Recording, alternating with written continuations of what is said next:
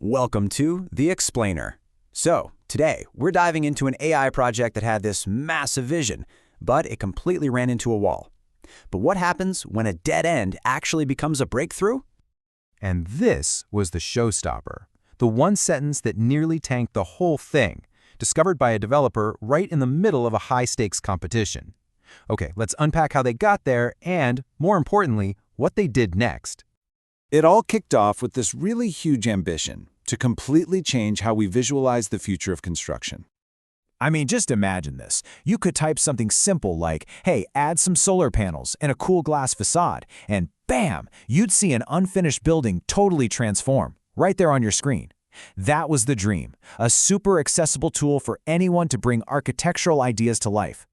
The whole goal was to make really complex image manipulation feel, intuitive. Users could edit with simple words, blend real-world photos with artistic concepts, and even have the AI intelligently finish an entire building for them. Pretty amazing stuff. So, to make all this magic happen, the team chose what they thought was their absolute dream tool, a cutting-edge AI model from Google. They went with Gemini 2.5 Flash. Now, this was the core of their entire project. It was marketed as having this deep world knowledge, which is perfect for understanding construction, right? And it was totally expected to be the engine that would generate all the images. So the plan was super simple, but also incredibly powerful. You, as a user, could pick an operation mode, like Complete, and then mix it with a creative style, say Futuristic, to generate these incredible results. Just a simple grid for a really complex task. But as they actually started to build this thing and plug in the AI, they slammed right into a fundamental misunderstanding of what the technology could actually do. A complete showstopper. So, you're probably thinking, if this AI was so powerful, what could possibly be the problem? Well, here's the thing. The team's entire vision, everything we've talked about so far, was built on one single assumption about what the AI could do. And yeah, that assumption was completely wrong. It turned out the so-called image creation engine couldn't create images at all. Not one pixel.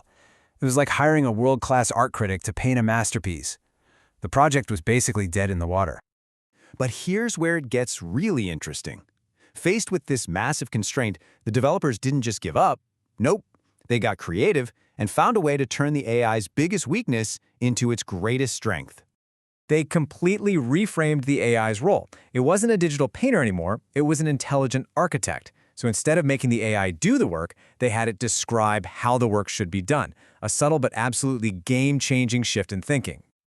So the new workflow was brilliant in its simplicity. First, the AI would analyze the image. Then, it would describe the requested changes in detail. And finally, the app would simulate those changes for the user. It became a demonstration of intelligence, not just image generation. And the final product really showcased the AI's analytical power, not its non-existent drawing skills. You'd see these simple color overlays that represented the style, while a whole separate AI voice actually narrated the changes, bringing the AI's thoughts to life. Okay, so they have a working concept, which is great, but the final challenge was getting the application online for the judges to actually see. And of course, a whole new set of problems was waiting for them. So with the main problem solved, a new one pops up. When they tried to upload the app to a public platform called Hugging Face, it just kept crashing. And the issue was a classic developer nightmare: incompatible system packages. Basically software ingredients that just refused to work together. And this wasn't some single eureka moment. Success came from days of just meticulous, gritty debugging. First removing one problematic file, then switching out a specific code library, until finally, it worked. So what can we really take away from this story of building, breaking, and then rebuilding an entire AI app all against the clock?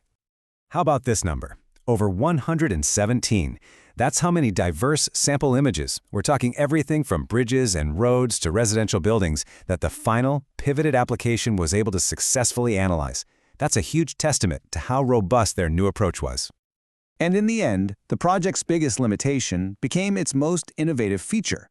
The final app showcased the AI's understanding of a request, which you could argue is way more impressive than just generating an image. It demonstrated true intelligence, not just digital mimicry. It really leaves you with a final thought to consider. When is an AI more powerful? Is it when it just gives us the answer we want?